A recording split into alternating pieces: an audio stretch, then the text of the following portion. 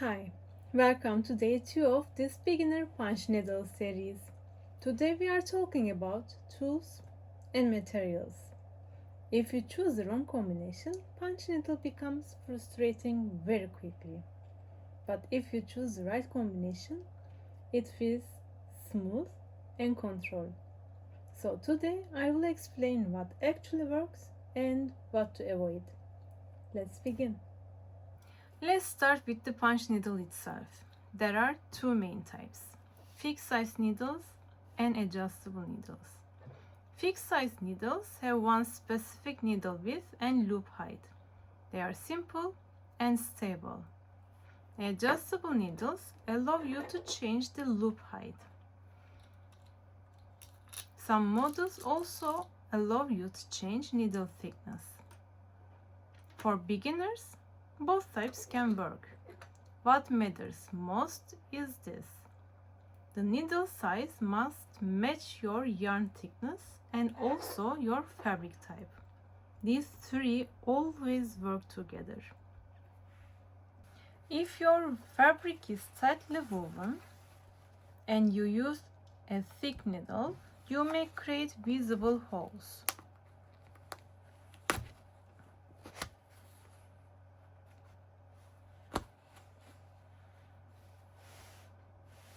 If your fabric is loosely woven and you use thin needles with thin yarn, your loops may not stay or may look uneven. Punch needle is not about one perfect tool. It is about balance between needle, yarn, and fabric. When these three match, everything becomes easier. For detailed, small designs, thinner needles work well. For larger designs with thicker yarn, you can use larger needle sizes. Fabric is the foundation. If the fabric is wrong, nothing else feels right. For beginners, I recommend starting with canvas fabric. Canvas has a clear, structured wave and is easier to control for smaller, detailed designs.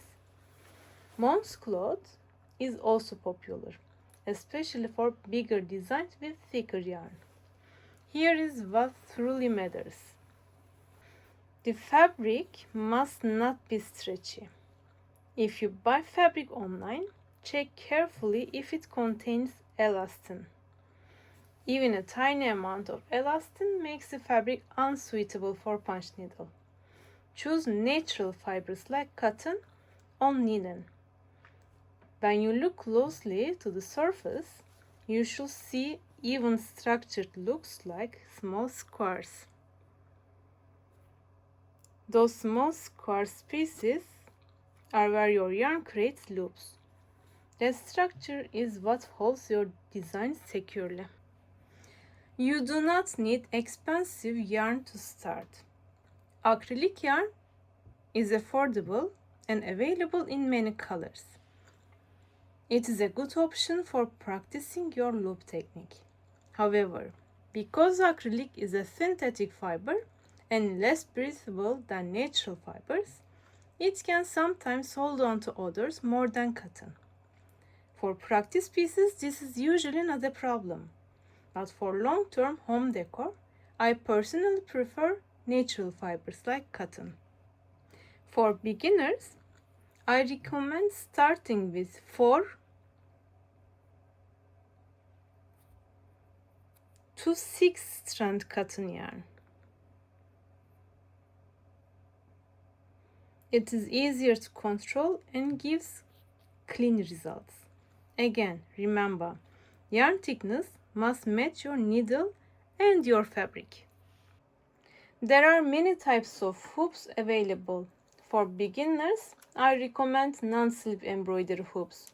Some have a textured inner surface and others have small, tooth-like ridges that grip the fabric when you tighten the screw. This is important because punch needle is not a gentle process like classic embroidery. We are pushing into the fabric repeatedly. Normal smooth wooden hoops work well for classic embroidery, but they are not ideal for punch needle. You may need tighten the fabric too much, and that reduces the joy of punching. Needle frames are the best option for punch needle. They are easy to use and come in different sizes. However, they are more expensive. If you are not sure whether this hobby is for you, you do not need to invest immediately. Think of them as a long-term tool. Wooden frames are another option, but with those you must fix your fabric tightly onto the frame. I don't recommend this for beginners. When we add loops, we slightly expand the fabric surface, so we need to adjust and tighten the fabric from time to time. With fixed wooden frames, that becomes difficult. You will also need small sharp scissors, a water erasable or heat erasable pen. Choose your pen according to your design. If the design has small details, a thick pen tip will not allow you to draw all fine details clearly. For finishing, use textile glue.